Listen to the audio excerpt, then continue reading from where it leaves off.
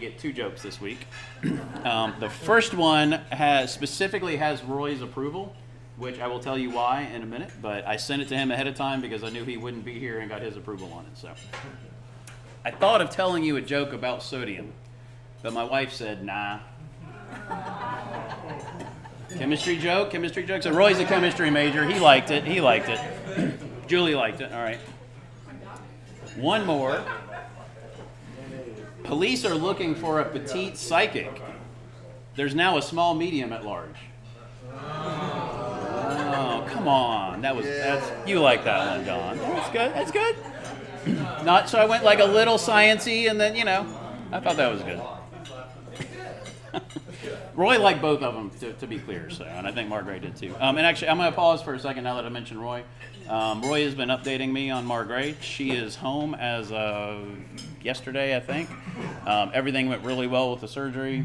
It was actually more extensive than they thought, but recovery in the hospital went quicker than they thought. So she's home. She's working on what she can eat currently, is up and around, and evidently only has pain if she has to cough or sneeze, which is pretty amazing considering the surgery that she had done. But everything's going well, so keep praying for them. Roy thought he might be here today. I did not think he would be here today, but hopefully he'll be back next week and give us more updates along the way. So, formatting. It's killing me. At our board meeting, we're going to work on being able to have a way to have PowerPoint so that it works when I convert it over. But so our guest speakers today, which speaker is hidden, is Camille, Mickle, and Joshua Courtney. They are from Branches Counseling, and I'll just say quickly, because I will let them share what they do, but my family has found themselves, members of my family, at Branches, and they are an amazing place and a fantastic mission of recovery for folks in our community. So I appreciate them, and I'll go ahead and have Josh come on up and tell us all about Branches.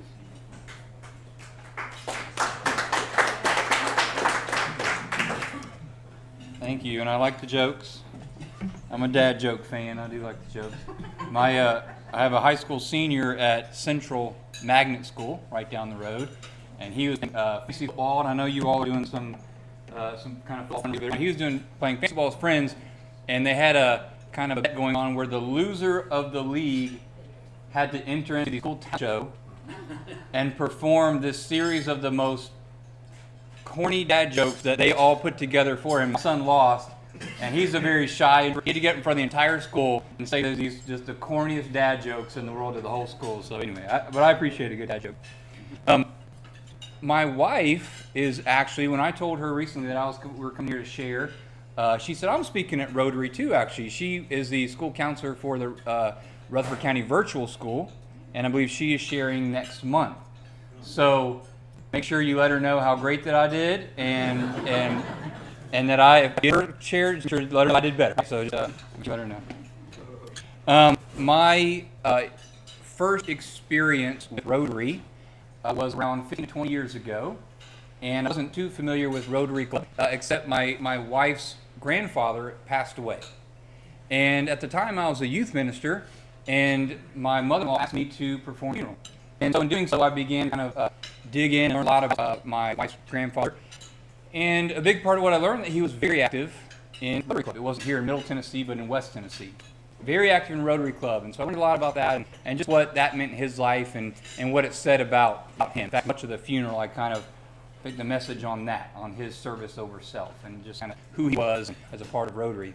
So he was near the end of his life and ready to go. He was in a assisted living at the time, and he would say, I'm ready to go. I'm ready to go on heaven. He was ready to go. So that for my mother-in-law, it wasn't a very traumatic experience for her. She was really bittersweet. She was happy for him. She knew that he was in a better place after that. Just a short time after that funeral, my mother-in-law's cat unexpectedly died. Now you talk about traumatic. She was a wreck. And it was just because it was unexpected, but she was absolutely a wreck, and it truly was. I kind of, I'm not a cat person, but it truly was a traumatic experience. She was a wreck for a while, and she struggled. She really struggled with it. Her trauma, that was for her. That was trauma, right? That was traumatic.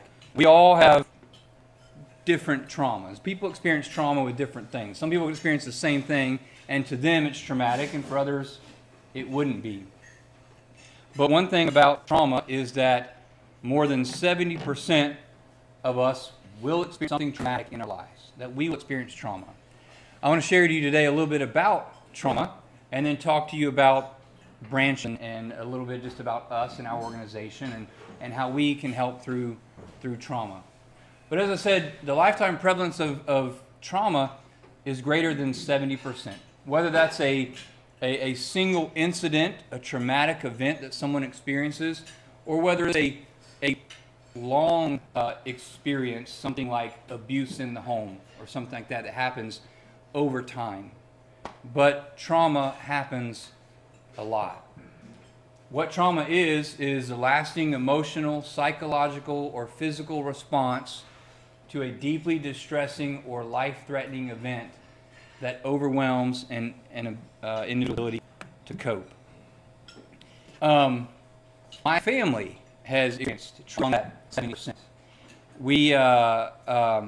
And in fact, the trauma of my family is of our organization, and I'll tell you a little bit more about that in just a second.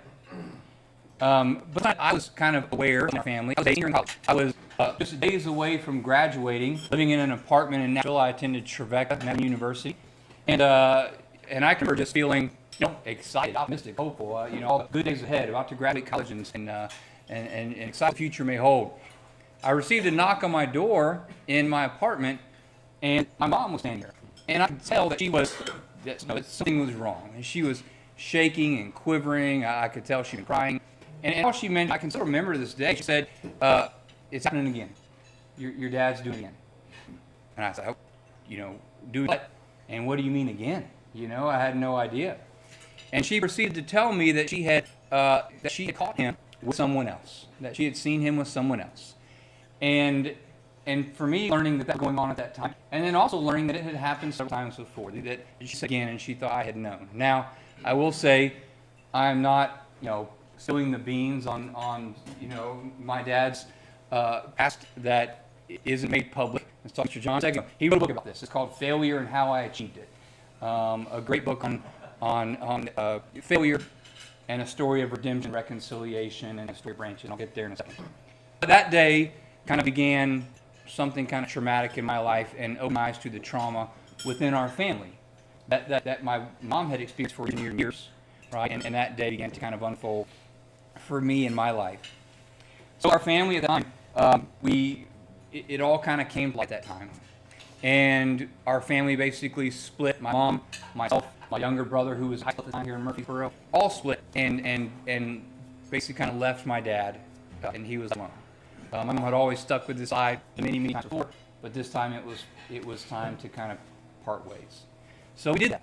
And at this point, him being on his own and kind of at that place of desperation, sought help. He entered into a residency in Phoenix, Arizona, where he underwent therapy. And in that therapy, kind of really digging through a lot of the past trauma that he experienced as a child, with an abusive father and he grew up with, and really for the first time began unpacking all that and working through that and working through the trauma that he experienced, also the trauma he caused to later on.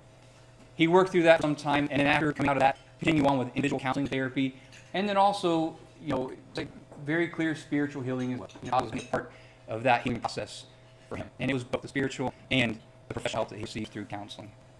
For some time, my mom was going through counseling too, therapy, and working through the trauma that she'd experienced again through quite some time, and they reconciled. God did work on her and my dad, and through the marriage, and they reconciled, and they came back together. And I will say that this was, I think, 25 years ago, and their marriage has been better than right, and it's been a good story of, again, redemption and reconciliation. But out of that, a couple of years after their story of reconciliation and redemption, my dad wrote a book, Failure and How I Achieved It, and that book kind of got out into the hands of some in the community, and they began to read, they began to contact him and say, hey, I've got struggles too. You have trauma in our family.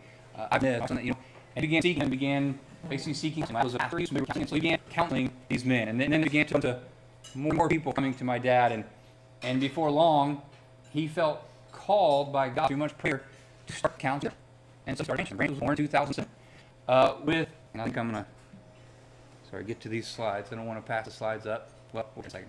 Branch was born in 2007, And we added a counselor, we added another counselor, and it grew and grew and grew and grew. All the while, Branches had the same vision and mission from day one. And so I want to talk real quick about Branches and what was born today out of trauma, then out of redemption and reconciliation, what God has called my dad to begin 20 years ago. Vision of Branches. We envision a world where hope and healing are available to all, and where every person has the opportunity to grow into who they were created to be. And our mission, how we accomplish that, which is a nonprofit organization that facilitates hope, healing, and growth through compassionate, mental, and emotional care rooted in Christ-centered values. From day one, Branches has stood on a few foundations. One, it would use the highest level, highest standard of care for counseling. What state licensed therapists go through, the highest level of care for counseling that Branches utilize. But it would also use biblical values, Christian values in the counseling, and really bring together pastoral counselors, state licensed therapists into one place to bring both of that under one roof. The other part from day one has been that Branches does not turn anybody away due to finances. Branches has particular rates for their services. We incorporate sliding scale, and beyond that, even if the sliding scale offered to someone doesn't work for them in their budget, we see them for absolutely everything for, and oftentimes that is for nothing. We come to Branches counseling for nothing. We have wonderful supporters, financial supporters, who work with us. Our development directors do a wonderful job in relationships that allows us to do that. So we're blessed to be able to do that. I want to talk to you real quick just about Branches. So again, we are coming on our 20th year. And so this past year, I want to share with you just a little bit of kind of statistics about Branches. We started off with we have 26 counselors and writers. And when I say writers, most of those counselors, around 20 counselors, but we've done medication management as well as life coaching, and a few medication management providers and life coaching. I myself am a physician and provide medications there. I also took over as a director. We gave my dad the boot. He was there long enough, and we gave him the boot. And so about 3 years ago, I became the director of Branches. We still keep him a little bit to do things. In 2025, we had 13,900 sessions. All right, and that includes again primarily counseling, but also psychiatric management and life coaching. We saw 707 new clients. We did 9 5-day intensives. Our 5-day intensives are something we offer every month, once a month for a week, for 5 days. And those are a bit more. When someone is something very, traumatic, something is a bit more urgent care. They're able to come in. It's not a residency. It's not. They don't stay with us, but they are with us from 8 a.m. to 5 p.m. Monday to Friday of the week. And they'll see one counselor stay with me, several of our counselors for various aspects of counseling, chapel services, prayer meetings, lots of things incorporated into that. We have very intense care.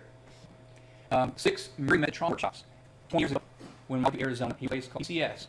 There was a lady, she's still there, named Marilyn Murray. And she is kind of almost the, I guess godfather, not the right word, guru of trauma therapy. It's public knowledge, so we can say this without violating HIPAA. She counseled Mike Tyson and many other kind of big celebrities at times to her for treatment of trauma. And she's written a book and created a method called Murray Method. And it's widely accepted today. And many of our counselors, most of our counselors are doing that with a couple of our counselors at the level of the trainer themselves. And so we incorporate that and we offer free workshops for the community to come and go through method workshops for the trauma that they've experienced. We have 6, 2025. We offer them in groups in 25, various topics, grief, betrayal, emotional, and others. We, with trauma, and we call it Murray Method in our kind of being well-versed in treating trauma, we've been asking everyone to come into very traumatic situations. And one of the most traumatic being Covenant shooting that happened a few years ago at the school in Nashville. And we continue caring for many of those affected by trauma, including 8 groups that continued over this year. We were fortunate to receive a significant amount of funding donor donations after that shooting, and so we extended all that care to all those involved coming for free, and that continued. 2 Murray Method 1 trained counselor professionals. We are the people, and they are limited in our capacity to do that based on how many counselors we have and the space we have and location, but we want people to receive help. And so if it means us training other counseling professionals so they can better serve those that they, and we're bringing that more and more, becoming a place of training for other counselors. And in fact, we offer 2 trainings to other counseling professionals in Middle Tennessee so they could come and better help serve their clients and those who have gone trauma. Right now, we currently have 4 counties. Again, Rotary County is our hub. It's our place. We're 2 seconds down the road from right here, behind the police station. But we opened up an office in Wilson County years ago that housed a few of our counselors in Davidson County with Christ Church more recently, about a year and a half ago. 2 years ago. Do what?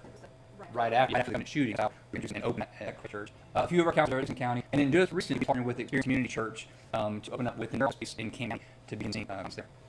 This year, and again, this is all thanks to our financial spurs donors, we basically gave over $380,000 of reduced scholarship on board counseling, management, and coaching, primary counseling. So it's almost 20 years. And we are continuing to grow, continue to seek ways to serve the community, to bring hope and healing growth to others. And we're excited. We're excited about the opportunity to do that. There are a few ways that I'll say that you can help and provide everybody to help. And those ways, number one, we don't do what we do without the support of others. We're somewhat close to being self-sustaining, but it's always going to be, when we see people $0, we're always going to need the financial help of others. We're very generous donors to do that. Camille, she would get mad at me if I didn't mention the fundraising coming up on March 5th. And actually, Dad is the founder is going to speak at the event this year, and we're excited about that. That's March 5th at the Fountain. Volunteering, we have opportunities for those to volunteer. Somewhat limited in counseling center. We definitely have opportunities for some to volunteer time. Sometimes maintenance projects, it's prayer support for our clients, especially for intensives, with various ways that we volunteers. Advocacy, big one, just advocacy. Just as you know about us, and you hear about those in the community that may need help, we just do that we're here and available, and reminding them that we do not want finances to get away, and so that should never be an obstacle. And prayer, of course, prayer. Again, we the highest standards of counseling, but we will always be unashamedly, first and foremost, a Christian organization that we trust in God, and we believe all the healing, no matter what fed, smart that I think I am, whatever I'm doing, that all healing and good things come from God. We believe in that, and so we give our prayer, and we ask you to pray for us. So, are there any questions about branches? Yeah, not so about branches, but my experience with the family that you guys, I'm positive it's not for but I knew this person needed help when I did this person family.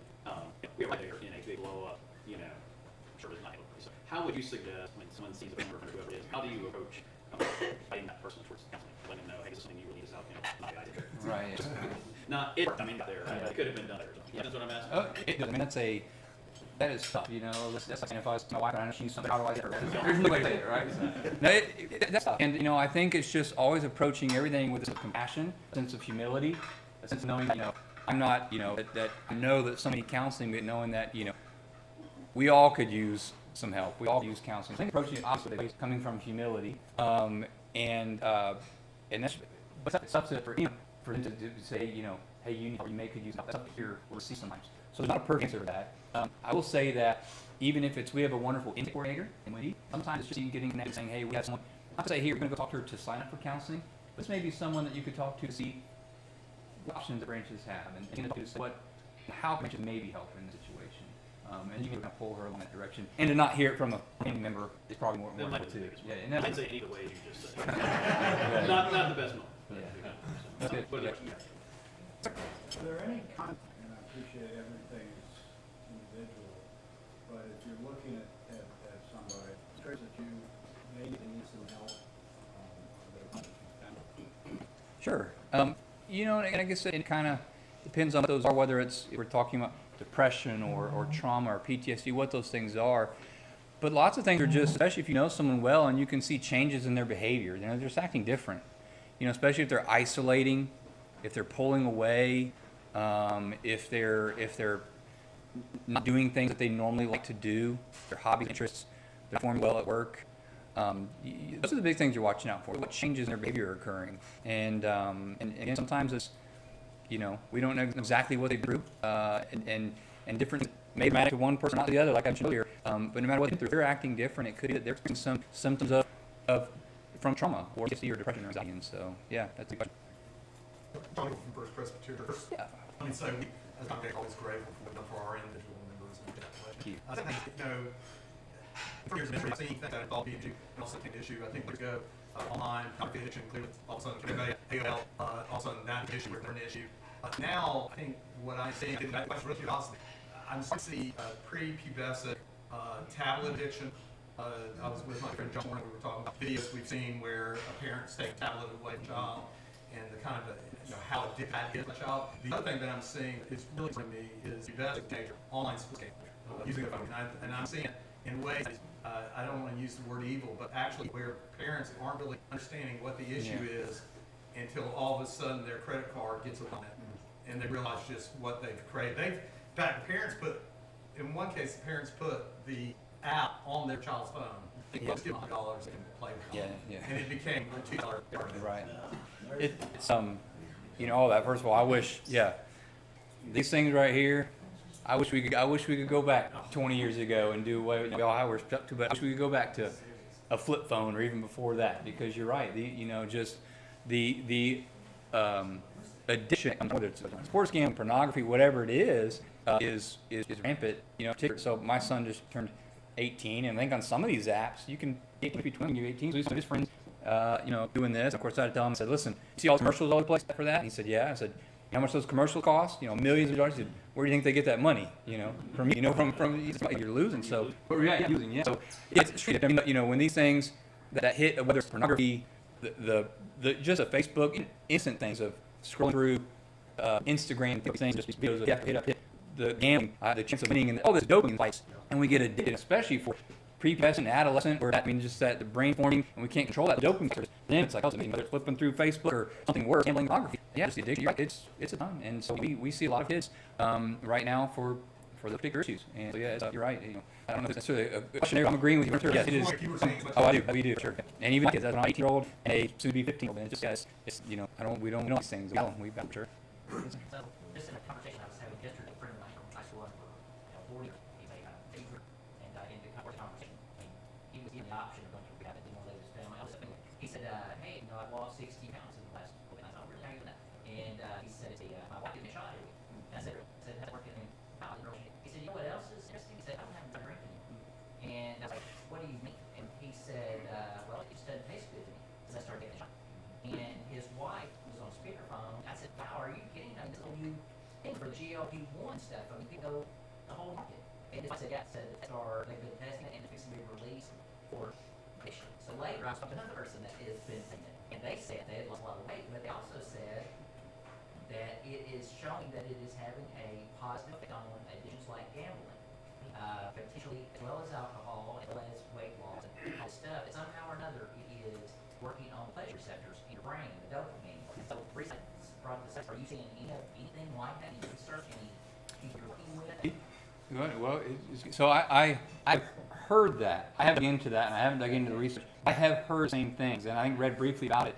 That they're familiar with all the the G1 agonists, the Govies and the Mounjaros and all those, and so now they're coming out with other things for artists are using it for and so those things for and perhaps that's why also part only because it does do quality, but the part of why it works for me is that we get that dopamine hit from sugar and sweets and all those, and so it helps stay with those, and so probably the same those reward centers in the brain that for my dopamine that it's helping there too. So I have the same things.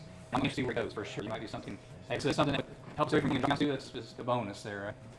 I've seen anything where picture by movies in the media news or it's scrolling, same thing, because there was also a lot of irritation. There's just really one platform. Like some of your students are really being overwhelmed by you all getting a variety of we do, and it goes back to what I mentioned earlier on these social media and not just who's on your phones having it there all the time. I just even and I all the social media, really not on it too often, but on the social media, on Facebook, I guess for my son say Facebook, but just everything, to look at something with your interest and keep going in that way.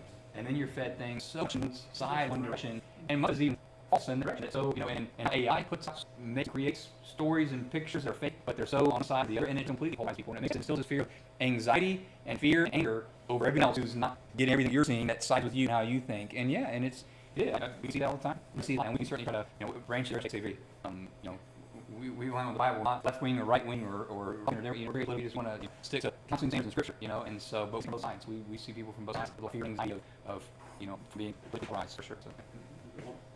You talk about a lot about wrong relationships. I'm not sure if you look at various illnesses, but I'm just curious as a private organization. I know a lot of times spiritual organizations are in a vacuum. Any kind of perspective or thoughts on spiritual elements behind some of these mental illness people experiencing? So spiritual elements behind like particular diagnosis, like a depression or stuff like a Bible or something like that. Yeah, it's fun. Someone else one of clients asked me this exact question. He's talking about things he was dealing with in his diagnosis, and him saying, "You think this has anything to do with, spiritual things or demonic things or and first of all, not an easy answer. I do think that I think that it's to go so theologically and all that kind of stuff. I think that especially not too. But I'll say that the spiritual world is very, very real, right? But I think the physical world that God created, the matter that we can touch, the table and the trees and the air we breathe and genes that are in our body and chromosomes, everything within our body is also very real. And so both of those can come into play, right? And there are good things over here and there are good things in the very physical world. So I don't think that every diagnosis, I think some can have say that, man, we're really hiding something spiritual here. Sometimes it does, it is part of it. But sometimes that's always, and we pray about it, and do we seek God's guidance? Yes, absolutely. But sometimes I think maybe we're genetically predisposed to this. We got on something that's spiked my dopamine way back, got addicted to this, or bipolar or schizophrenia or those things, very much the genetic component and predisposed, and the experiences we kind of tipped us over the edge to that we supposed genetically. sometimes there can be for both. After all, it is. But I think sometimes complete, it's the physical, that we fell, anatomy, and all that. Even the physical does not work anymore. And so there's in our genetics and everything physical, including our brain and our psyche.